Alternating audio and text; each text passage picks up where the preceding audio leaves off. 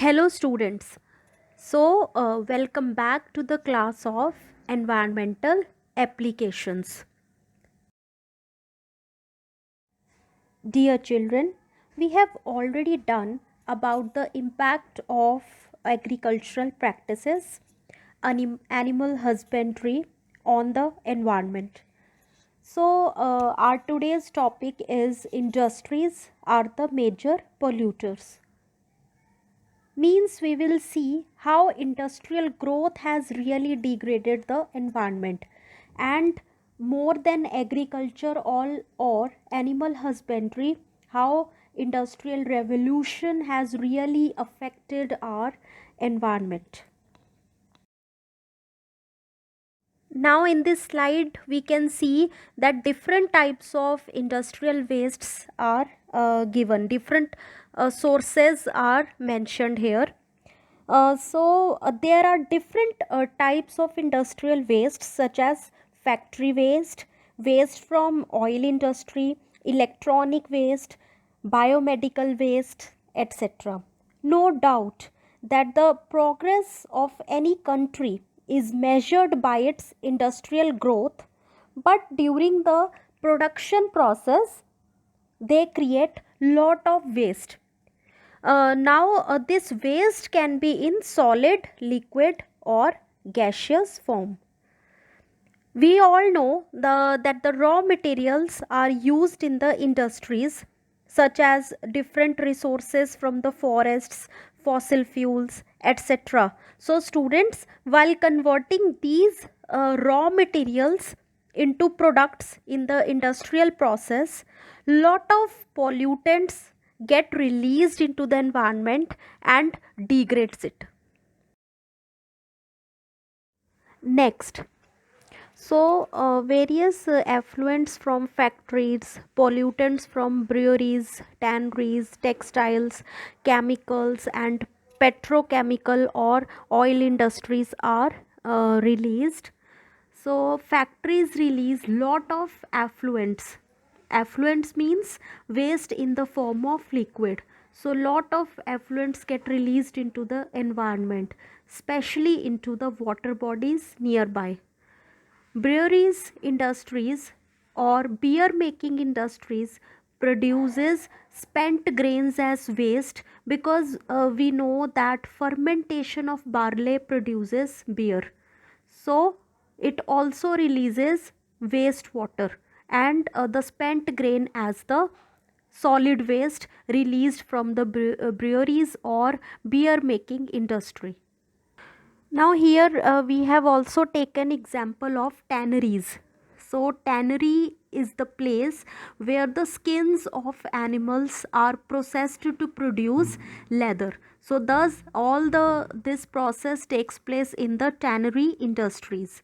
It releases various chemicals and other leftovers such as hair of animals, trimmings, etc.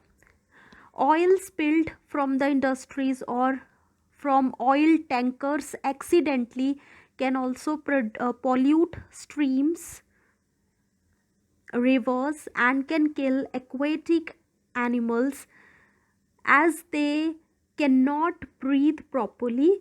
So petrochemical industry also releases various chemicals into the air, so not only in the water but also in the air the chemicals are released, and thus it causes both water pollution as well as air pollution. So let me tell you, the oil makes it impossible for the animals to breathe properly in the water, and this oil also affects the insulating properties of various fur coated animals in the water. Okay, now next let's discuss something about construction and mining wastes. So we are all aware about the construction process. So waste generated at construction sites mainly due to demolition and construction activities. So you can also see in the picture, and practically also you might have seen how much debris are produced due to construction. Now lot of rocks and debris are produced, which spoils the aesthetic value of the area, or the ecology of the site is spoiled.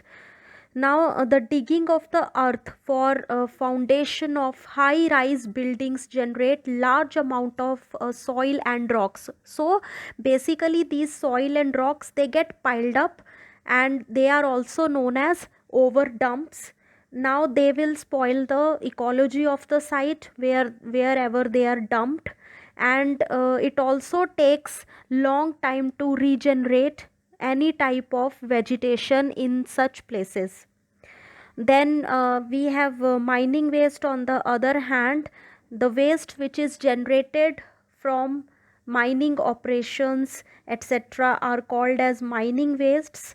So lot of debris are produced, and even the waste minerals are produced when the metals are extracted during the mining process.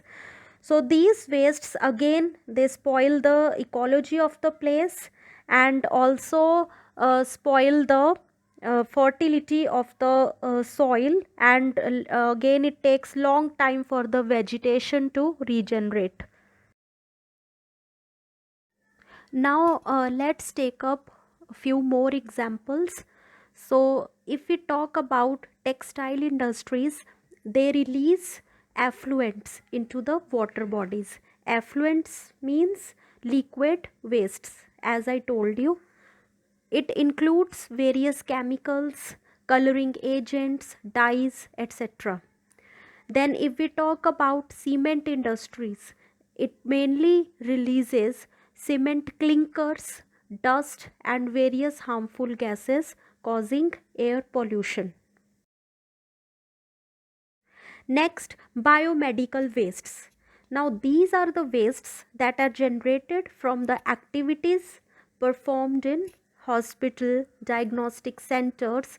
So, these include syringes, needles, plastic bottles, cotton, gloves, and even pathological wastes like blood, tissues, body parts, etc. So these wastes need proper disposal because they may carry disease causing germs, and the biomedical wastes has the potential of spreading diseases.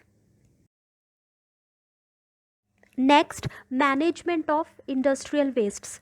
Now students, we have already done that lot of waste is released from various sources as well as industries.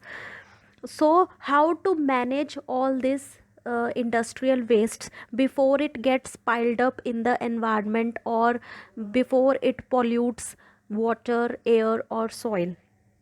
The best way of dealing with waste, both economically and environmentally, is to avoid creating it in the first place. So rather to dump waste or pile up the waste in the landfill sites, or throwing garbage in and around your house or in the streets, effective steps can be taken, such as waste minimization, reuse or recycle. So students, these methods are more sustainable. Now similarly, industries have two main options for managing their waste. Treat the waste after it is created to make it safe, or we can prevent or minimize the creation of waste. So that is more useful as compared to the treatment of wastes. So we should minimize the creation of waste.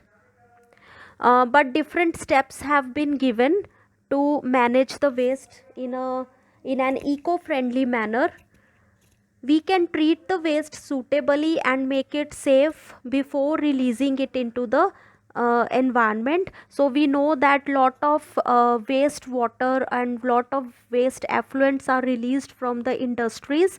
So before releasing it, these wastes can be treated in the effluent treatment plants, and then the that water can be released into the nearby water bodies. So it will definitely not pollute the aquatic systems.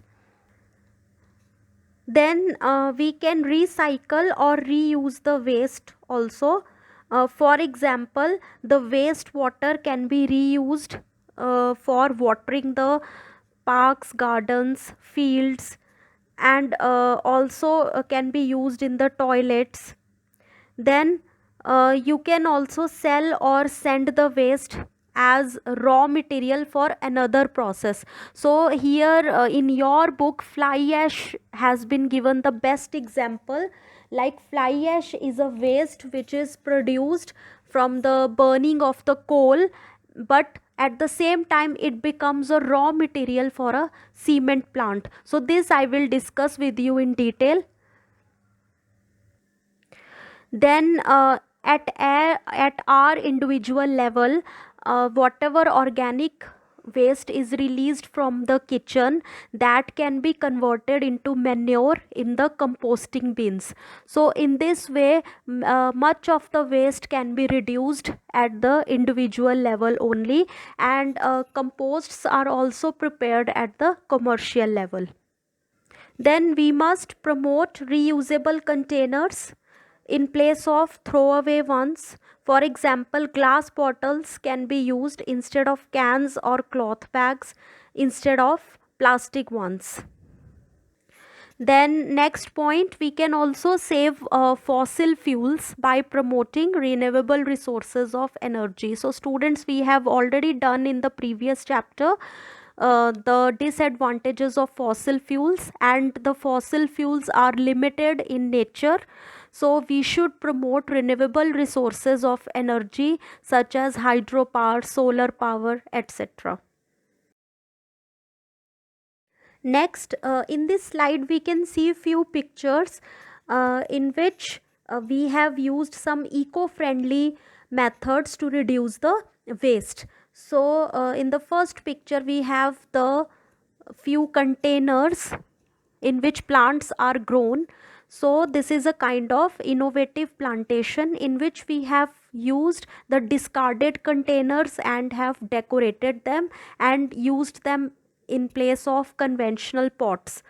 So we have used these containers to grow the plants. So instead of throwing these containers, we have reused them. Then we can, already told you that at the individual level we can reduce the kitchen waste and convert it into manure. So in the picture, the compost bin is there in which kitchen waste is added to convert it into manure. So this kitchen waste is mixed with the soil to convert it into useful manure. So instead of throwing it, we have reduced the waste, and we have also reused the kitchen waste. Now you can see this powdered type thing. This is called as fly ash. Now what is fly ash? Fly ash is the finely divided residue that results from the combustion of coal in electric generation power plants. So this fly ash is the leftover or the residue which is produced by the burning of coal. So we do not allow these fly ashes to escape into the atmosphere. Rather, we collect it with the help of devices. We collect it, and then this fly ash can act as a raw material for the cement industry. When mixed with the concrete, fly ash improves its strength, and thus it is used in construction. Now let's talk about the Seveso accident, which teaches us that not only the pollution, but also the disasters or the industrial accidents can release harmful chemicals into the atmosphere and can affect thousands of or lakhs of people. uh, Now, this Seveso disaster occurred on 10th of July 1976 near the Italian village of Seveso. This disaster exposed the dangers of manufacturing pesticides and herbicides.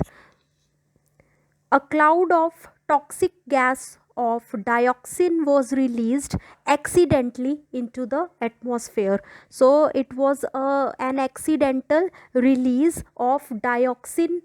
So you know, dioxin is a very harmful chemical also otherwise, and it is mainly used in the manufacturing of pesticides and herbicides.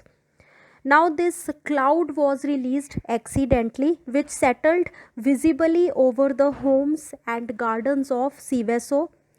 Around 500 residents had symptoms of poisoning, including headaches, skin diseases, and thousands of animals were also killed. The company paid money as compensation to the affected families. But the industry did not learn the lesson. Just 8 years later came the Bhopal gas tragedy, in which methyl isocyanate was released, the worst industrial disaster ever. Students, with this we end up the chapter. So we have done the impact of agriculture, impact of animal husbandry, and last but not the least, impact of industries on the environment, and how the harmful effluents or the gases or the chemicals are released from the industries, and how we can manage the waste in the environment. So, in the next video lesson, we are going to start with our next topic, that is lifestyle, and about the consumption, that how we are consuming the resources. Thank you. Stay safe and healthy.